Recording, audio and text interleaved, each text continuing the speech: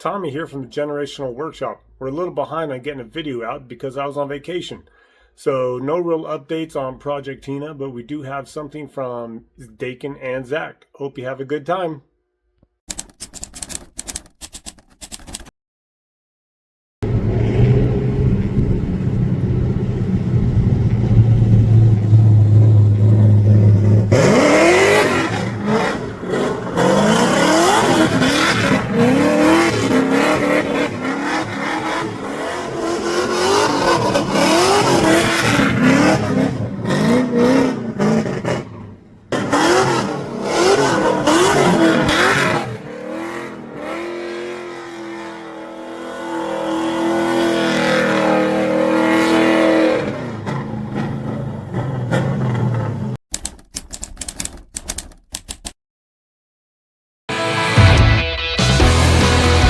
Guys, it's Zack with the Generational Workshop here.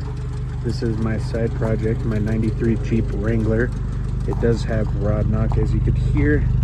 Has the inline 4 in it, and there's a few things I've done with it. Just gotten to take her out into the hills, had some fun, did some donuts over there that will be posted as a short possibly, or in the video. First thing I've done here is I've actually done an audio system in it. Got some subs back there, just some cheap stuff I bought that's waterproof because it is a soft shell. So if anyone does steal anything, it does not bother me. I'm just kind of like, well, that sucks. Second thing I did was actually install a 4-wheel drive cable. Now it is really long, and no, it is not right. I have to figure out some way to shorten it up. But in section 91 through, I want to say 96, the YJs ran a vacuum 4-wheel drive lock. Well, I have an inline 4 that is dying on me.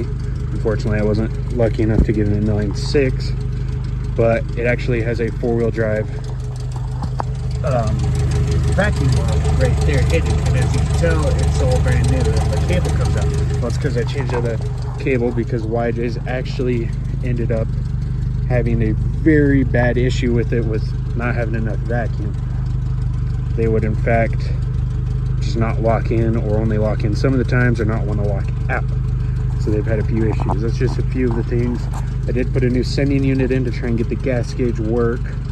I know you guys do see the smoke. We have the bonfire going kind of right now with some of the boys, but the next thing I want to do is probably get a nicer soft top on it, get the blower motor working, and just keep doing little stuff. The goal with this is to actually have a rock crawler to a point, as well as a hunting rig. Fuck the... Oh yeah.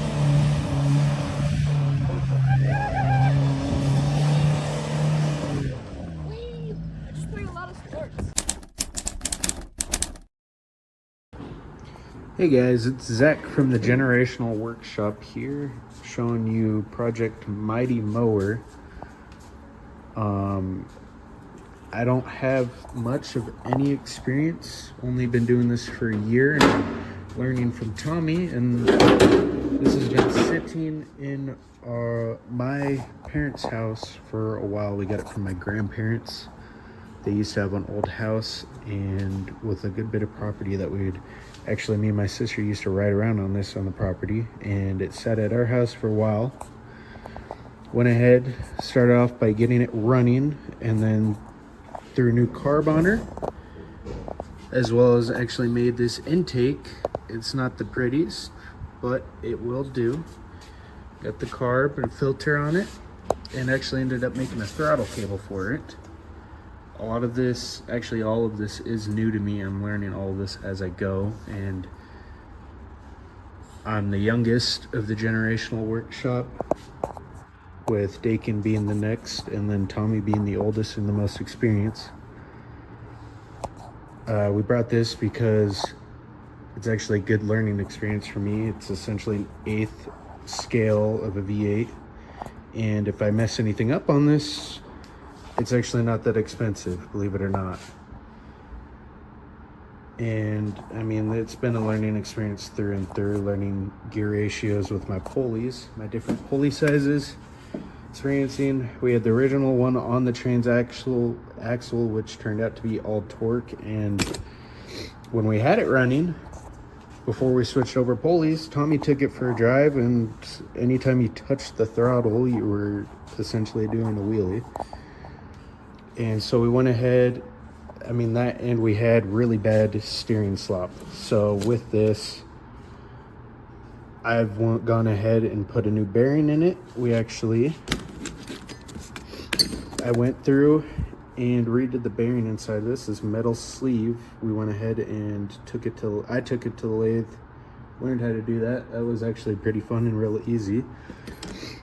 Went ahead, get it where we have no slop on our actual shaft here, because before you could literally, you touch the wheel and you're going 90 degrees right, 90 degrees left, and it was actually to a point where it was really unsafe.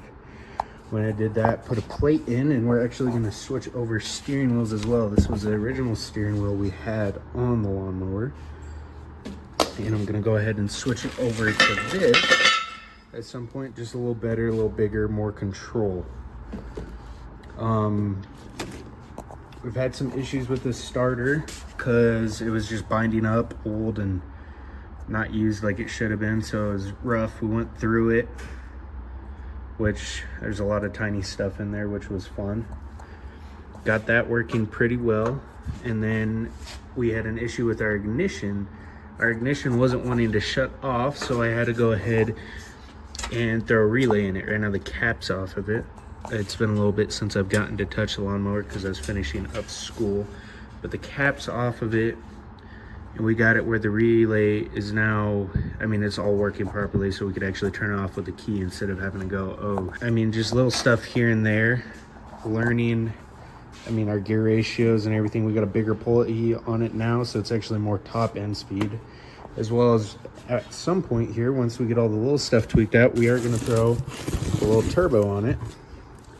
And the challenge with this one is there's actually no oil pump in this. So figuring out how to get this oil to it, as well as keeping it cooled, will be a fun challenge for us to figure out, and you guys will learn with me along the way, because again, I have no clue what I'm doing.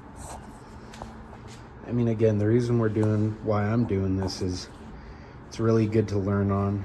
It's got a motor, everything like that, to learn all the basics I could learn from this will contribute to some of this other stuff, like this Dodge Dart, the 1921 Allen there, the Cougar right here, the 32 Ford, wherever it went, it's behind the green screen, you can't see her there, the 34, and on the other side is the 55 Tommy's wife's truck that we're also doing, and the Project Tina is actually outside.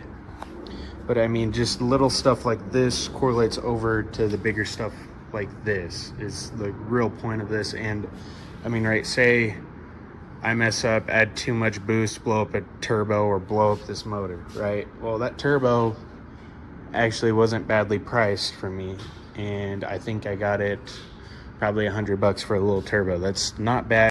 Now, I do have the advantage of learning from Tommy and learning the proper way, as well as getting to work on all this older stuff and actually being blessed and getting the chance to even bring a lawnmower in here and work on that. Which, funny enough, part of it was actually his idea, because I mentioned having one just sitting at my parents' house. The first thing I did was I ended up pulling off the blade of it. Yeah, I remember talking to Tommy the next day, the weekend.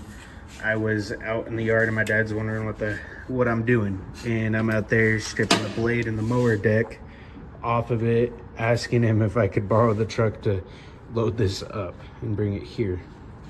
And we made great progress so far. I had to take a little break because I was getting finished up with school.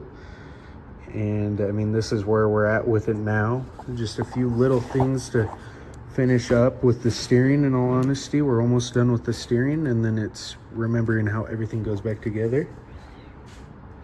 And from there, just keep experimenting with pulley sizes, with how I want it geared with it. If I need more low end torque, or if I want more power, we'll figure that out, because at some point me and Tommy are gonna race, and he has this aircraft motor that he's throwing in his lawnmower, and it is just a bit more than me. So that'll be a fun challenge that'll come up here in the future for us. But that is all I wanted to show you guys with Project Mighty Mower, and I'll keep you guys tuned in on progress and bringing you guys along the way with me learning everything.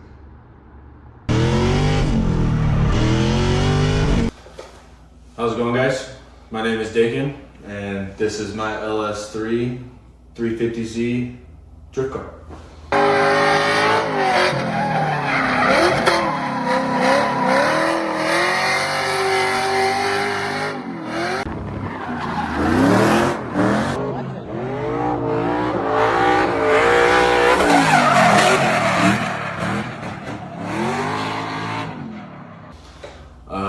I have had this car for about a year and a half. LS swapped for a year. I've only been driving, drifting wise, since I've had this car. I started, okay, so a lot of people have asked, and I will tell you this right now. I started out on a sim.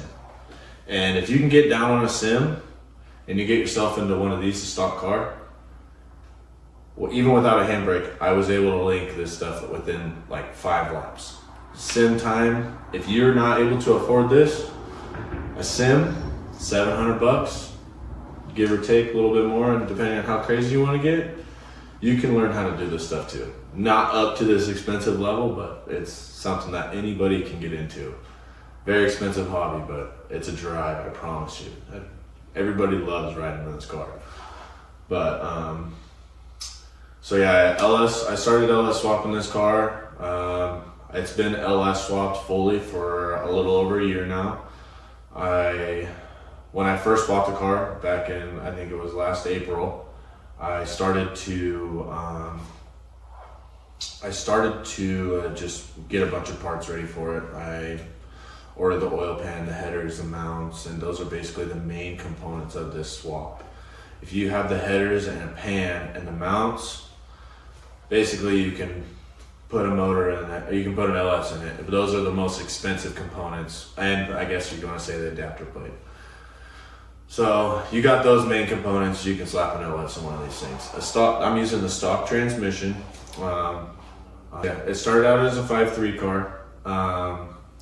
I got a bunch of stress fractures in the pan when I moved it over to Reno, and it got a bunch of red rock in the oil pan and ended up sending that stuff through the bearing. So I ended up pulling the motor out, finding a 6.2, put that together before an event, and I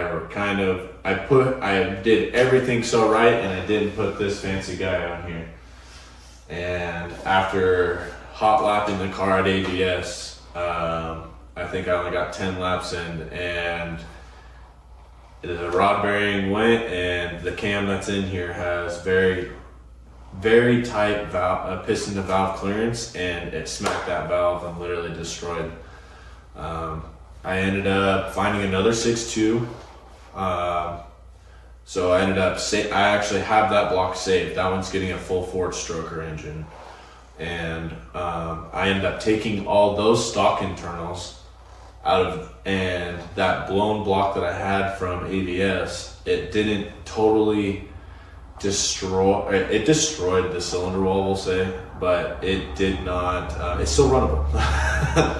And so it's running technically only on 7 cylinders. She's got blow by, we got a catch can, she's got the oil that blows out of it, but she rips she has easily 70 vents under here, riding hard, and I definitely am not easy on this car. Stock suspension with BC coilovers and a bolt-on $300 GK Tech ankle kit. That is all that is done to this car. Currently, over the winter, it is going to get arms, so I can square up the rear end. It is going to get a bigger ankle kit, because at this point with the power, it needs more angle. And then just basically making it look good. because she's got some damage over the last year. Again, this is only been driving for a year, so this is again basically a learning practice car for me. But let's get into showing you guys all what's in it. All right, guys. So Tommy's gonna kill me because I did not clean my car, and he absolutely hates it when my car is dirty. But this is all being thrown together for an event that I'm not even supposed to be going to tomorrow. So that's why the car is currently in the garage. But here she is. Cadillac LS3.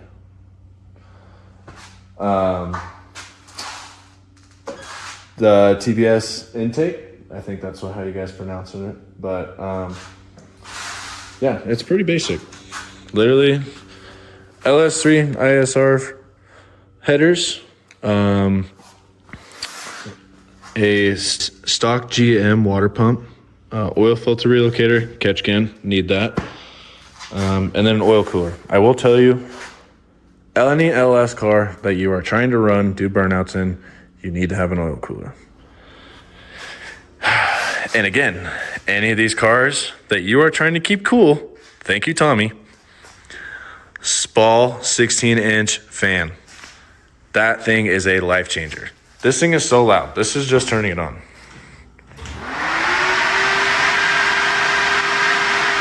I can feel the air from right here. So I was having a bunch of overheating issues with this thing when I first swapped it and got in touch with Tommy. And that is literally, and it's cheap. That thing's not even $200. So, I mean, if you are having cooling issues, try one of those fans. I promise you, you will have night and day difference. And then our Griffin's radiator. Basically, that's pretty basic for in here. It is all stock minus it's got a camshaft. It has a stage 4 Summit camshaft, Johnson lifters. It has Summit rockers and rocker trays. Let's see. And then this is honestly the good side right now because I did just clean up the car, but after our last AVS event, yeah, ouch. So again, when I first blew up this motor back in March, I only got 10 laps in, so I didn't get very much driving time on the car. And then when we went back 2 weeks ago, I was on my 4th lap in and sent her a little too hard with these wheels on there, which I do not recommend drifting with 18s on a stock angle kit because that shit binds up really bad, or that binds up really easily. And bound up, spun me out, and my buddy backkeyed right into the back of the car. Thankfully, oh wait, I don't know where it's at, but, it's outside. The quarter, it's okay. So just got to pull this all back out and slap a new door on it. Thankfully, I got more doors. But this is the dirty drift car right now. So bucket seat. It's got an Injuku pre-bent cage. This came in the car. I did not put it in. It's getting new custom door bars. Quick release. Yeah, obviously you need that. This is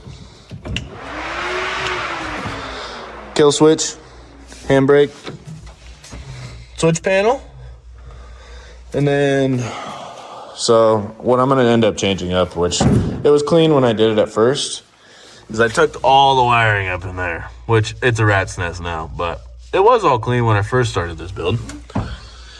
Fire extinguisher, gotta have that. So this is tire spares. So you fill this up. I need to put another one in here. I'll probably put 2 of them, put one lower so it drops down there. But tire spares for when we have a track that doesn't have a water box. I just flip a switch when that's full, it sprays down the tires. That is very convenient. All right, so now we're gonna look under this oily pig right now, but I'm gonna show you why. See all my patches on there? We're hoping this holds through for this weekend. I don't see why it shouldn't. This RTV has been trooping it, but so yeah, this is again dirty. Tommy's gonna yell at me. We got oil or radiator, fan, stock drive, everything pretty much. I did try an electric pan or electric water pump. I tried a cheap one, didn't work out. But this was $50. The manual pump was $50 on the demo rack. Can't beat that. So made that work. ISR mounts.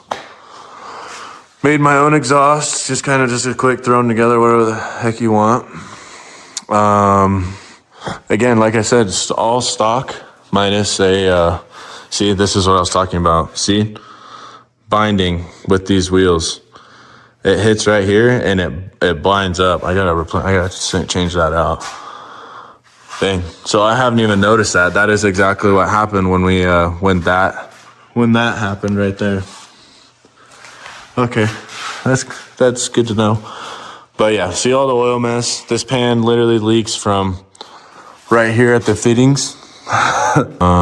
This is our adapter plate. So a stock 350Z transmission. You cut the belt housing off and you put this beautiful billet ICT plate on here, and then it goes to T56. So the reason why I did this instead of buying a adapter plate where I didn't have to cut this off was because if I was at the track and my clutch takes a dump and I need a pressure plate, I can throw a stock pressure plate in here and all I have to do is have a disc on hand, which we got a spare disc in the tip. So all I have to do is go over to the parts store and pull the transmission out, which I made it was super easy. Exhaust, drive shaft, shifter, bolts. I mean, like any other transmission, but this comes out really easily. So I made this all serviceable, so if I needed to do it at the track, this is a ISR steel drive shaft. And then we are running a stock 350Z welded diff. Nothing too special on this car, honestly.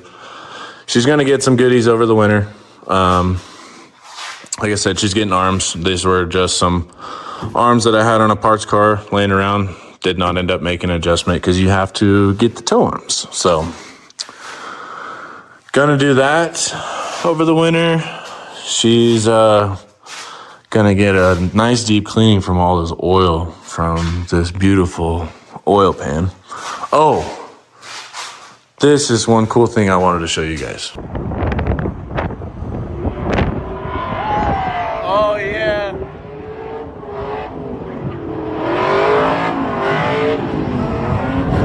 Oh, that was close! Oh no! Thanks for watching. Remember, every day you don't learn something is a day you wasted. Remember, please like, subscribe, and share because we're only trying to do this better. Thank you. Bye-bye.